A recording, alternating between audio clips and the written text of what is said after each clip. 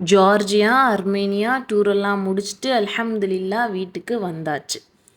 எங்கே போனாலும் வீட்டுக்கு வரணும்ப்பா, வீட்டுக்கு போகணும் அப்படின்ற ஒரு தாட் நமக்குள்ளே வரும். அது நம்ம 5 ஸ்டார் ஹோட்டல்லே இருந்தாலும் சரி, ஒரு கட்டத்தில் போதும் வீட்டுக்கு போகணும் அப்படின்ற ஒரு தாட்டு நம்ம மைண்டில் வரும். நம்ம வீடு சின்னதோ பெருசோ இல்லை வாடகை வீடோ சொந்த வீடோ எப்படியோ இருக்கட்டுமே, நம்ம வீட்டுக்கு போகணும், சோஃபாவில் படுக்கணும், பெட்டில் படுக்கணும், வீட்டில் இருக்கணும் அப்படின்ற ஒரு மைண்ட் செட் நமக்கு வரும். இது எல்லாத்தையும் விட்டுரும். அல்லாஹ் நமக்கான ஒரு வாரிசு தரான், குழந்தை நமக்கு தரான்.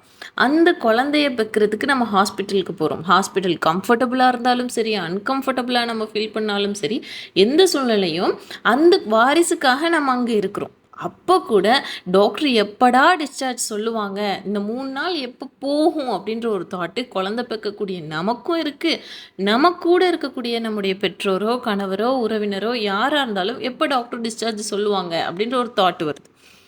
ஆக எங்கே சுற்றினாலும் சரி, எங்கே போனாலும் சரி, வீட்டுக்கு போகணும், வீட்டில் இருக்கணும், வீட்டில் சோஃபாவில் இருக்கணும், பெட்டில் படுக்கணும், வீட்டில் அமைதியாக இருக்கணும் அப்படின்ற ஒரு தாட்டு நம்ம எல்லாருக்குள்ளேயும் வரும்.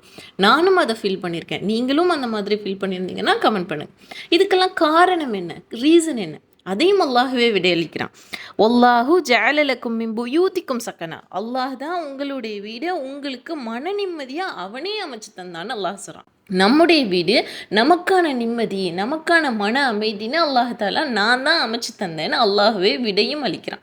அப்போ நம்முடைய வீடை நமக்கு மன நிம்மதியாக அமைச்சு தந்தான் இல்லையா ரப்பு, அவனிடத்துல பிரார்த்திப்போம், அவனிடத்திலேயே உதவியும் தேடுவோம். அஸ்ஸலாமு அலைக்கும் வரஹ்மத்துல்லாஹி வபரகாத்துஹு.